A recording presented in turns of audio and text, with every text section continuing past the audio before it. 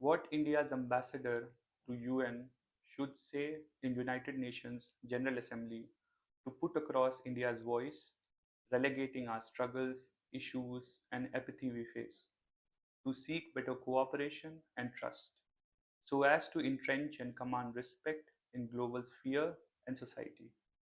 Here goes the formal speech. I have a few questions. Should Western democracies, government, and media not be protecting, securing, and applauding India for being democratic and not faltering, rather than being hostile, derogatory, and demeaning?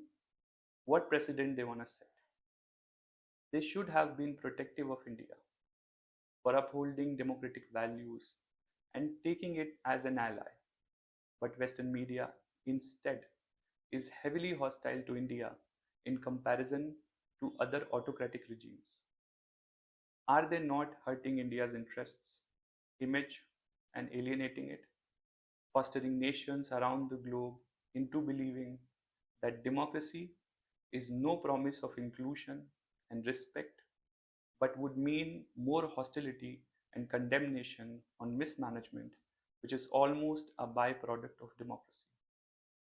Are they right? I again ask, what precedent are they setting? Mr. President, distinguished delegates, representatives of the international community, Namaste.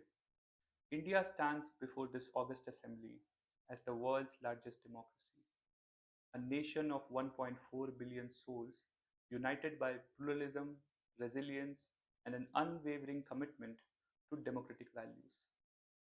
Since our independence in 1947, we have embarked on an extraordinary journey, conducting the largest democratic elections on earth, sustaining a vibrant and diverse press, and fostering an inclusive society amidst unparalleled linguistic, cultural, and religious diversity.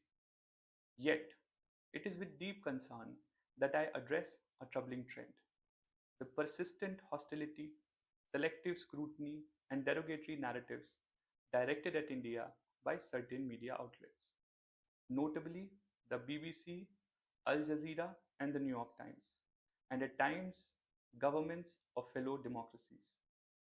This assembly is a beacon of truth, dialogue, and mutual respect. It is in this spirit that I pose critical questions.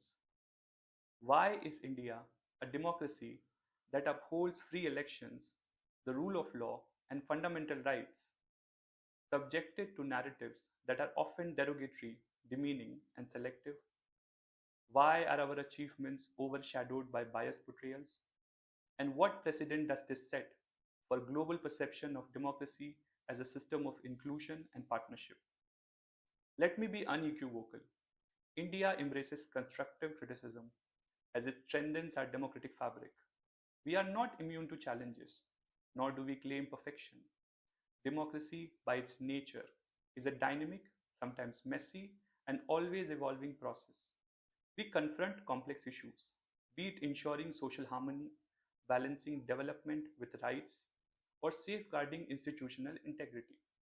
But when criticism morphs into hostility, when it amplifies isolated shortcomings while ignoring monumental achievements, and when it holds India to standards rarely applied to others, it undermines not only India's global image, but the very promise of democracy worldwide.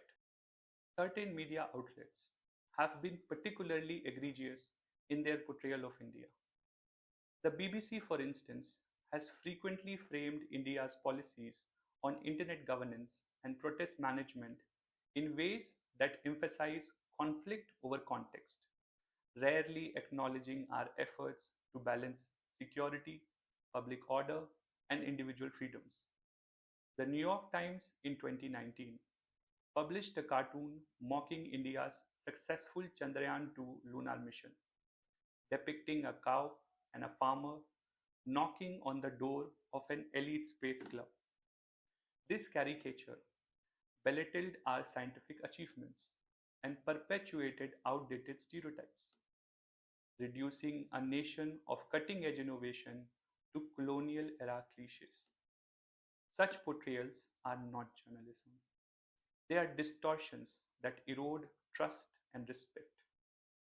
Most troubling is the case of Al Jazeera, an outlet funded by the government of Qatar, a state ruled by an absolute monarchy with no democratic elections or meaningful press freedom.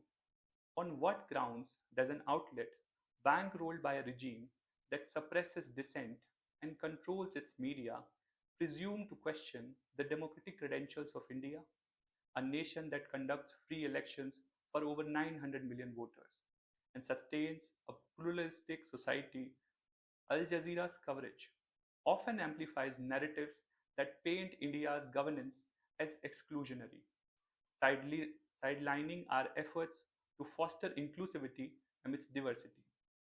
Its credibility to critique a vibrant democracy like India is questionable when its own funding and editorial directions are tied to an authoritarian system that stifles the very freedoms India upholds.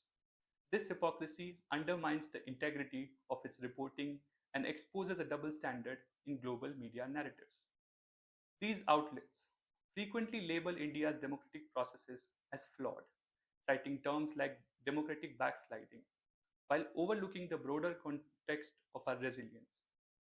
Reports on elections, media, landscape, or social policies focus on isolated incidents, yet remain conspicuously silent on the systematic challenges within Western democracies, be it racial inequities, political polarization, or media concentration.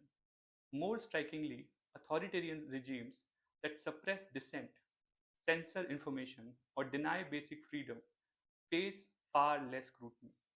Why is India's vibrant, if imperfect, democracy held to a higher standard than systems that thrive on control and opacity? This selective scrutiny has profound consequences.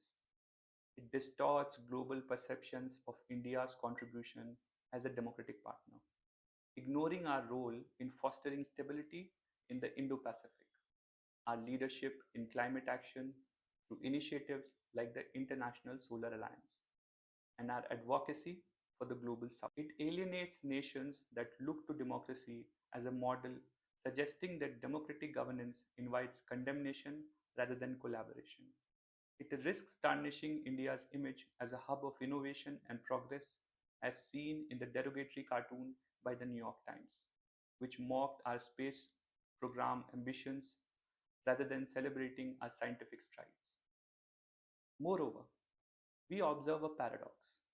Western governments, many of whom are our valued partners, recognize India's strategic role in countering authoritarianism through forums like the Quad. They celebrate our shared democratic values and rely on India's leadership in a multipolar world. Yet, their media ecosystems, often independent but undeniably influential, project narratives that weaken this partnership. The BBC's skewed reporting, Al Jazeera's selective framing, and the New York Times caricatures fuel a dissonance that raises question about intent. Is the goal to strengthen democratic solidarity or to constrain the rise of a sovereign democratic India that charts its own path with confidence? This selective scrutiny is compounded by the actions of Western governments, whose moral posturing rings hollow.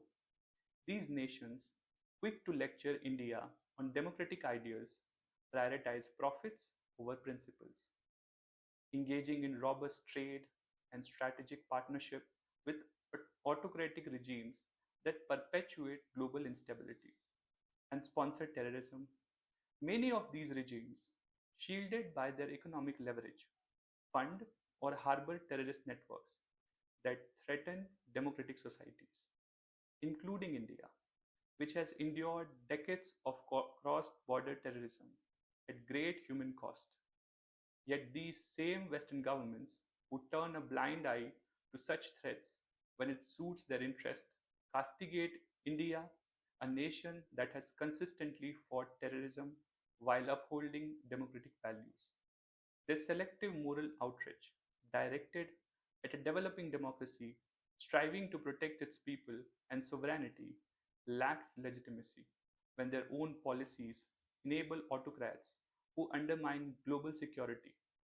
This hypocrisy fosters alienation, not alliance, and undermines the solidarity that democracies should share.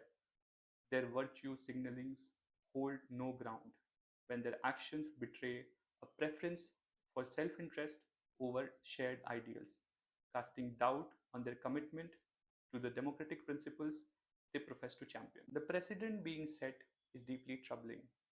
By disproportionately targeting India while offering muted criticism of authoritarian powers, these media outlets risk signaling that democracy is a liability, a system that invites external judgment rather than respect. This undermines the global appeal of democratic governance at a time when authoritarian models, with their promises of efficiency and control, seek to gain ground. It emboldens nations to retreat from openness, fostering distrust in institutions like the United Nations, where dialogue should triumph over bias. India does not seek India does not seek external validation or aid to uphold its democracy. We rely on the strengths of our people, our institutions, and our vision.